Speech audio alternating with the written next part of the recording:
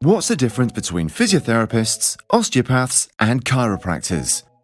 We asked 3 practitioners, and each showed us how they examine lower back pain.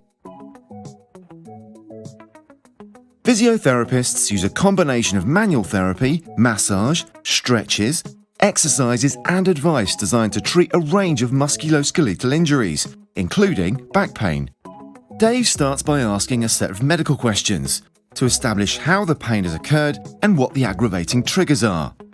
He then begins his assessment by observing the foot, ankle, and spinal areas, and includes a hands-on assessment of the lower back where the spine meets the pelvis, while observing the side-to-side movement of the spine. Using the stalk test, he sees how single-leg balance is controlled for lumbopelvic stability.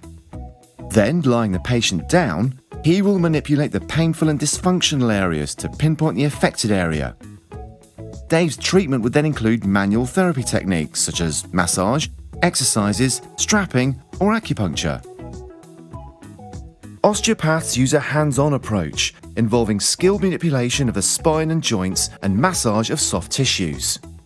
Lisa also starts by understanding the patient's unique set of symptoms through questioning. This helps her to understand the patient from a holistic perspective, rather than just considering symptoms in isolation. Lisa's assessment starts specifically with the feet, and she works upwards to knee joint positions.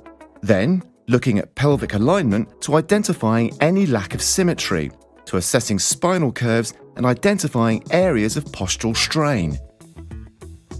She will then finish by assessing neck tension, feeling individual parts of the spine. Then, Lisa will move on to observing the overall standing posture and how the spine actively moves in various degrees of motion. Also lying the patient down, Lisa will focus her assessment on the individual movements occurring in the spine.